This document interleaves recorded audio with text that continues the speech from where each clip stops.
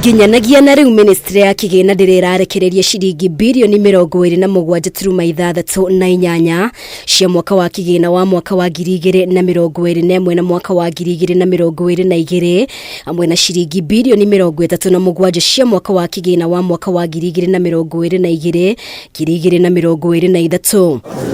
Riu Kanju ya magavana ikihocia mwihoko wa kwamukira mbeca ici hari mbunge ya 13 iria marehoka ni kuhitukia watho wa kwongerera Kigina kuri thirikari cia kaunti wa 2022. One of our recommendations in that is to have conditional allocation for the electoral function as set out in column D of the first schedule. Of course, we have the specific amounts which we have also included, and we have the attachments of around 424 million, 616,047 and 20 cents. Kurigana na magavana agikorwo watho uyu ndukuhitukio mutungata maingi thiini wa kaunti meguthie na mbere na kuhotoma hamwe na tabarira ingi gukwama. The balance of the last financial year of about 11 billion shillings. This money, part of it was supposed to mitigate drought. You can tell that as a result of the delay and misunderstanding with the National Assembly, counties will receive this money very late, in some cases too late. Then there will be an appropriation bill after the fund has identified and prioritized all the projects at the county level. That would be the second stage.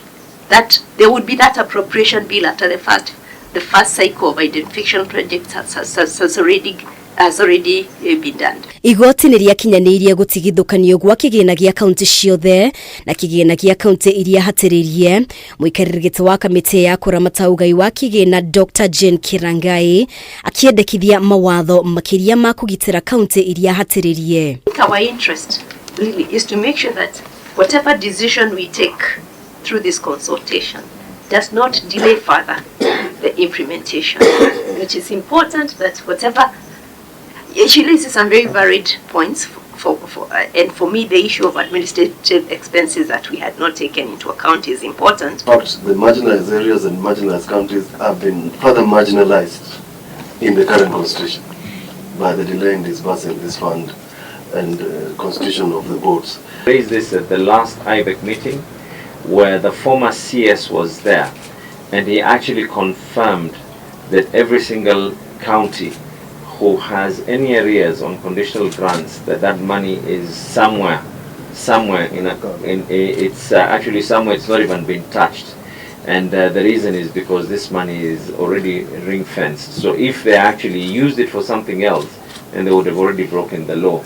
Gatagati-ini ka miaka ya Kigina ya 2013 na 2014 na 2022 na 2023 mbunge ya bururi ni yathukiire kaunti iria hatiririe shilingi bilioni 57.7 no shilingi bilioni 12.4 no cio ciarekereirio kuri kaunti 14.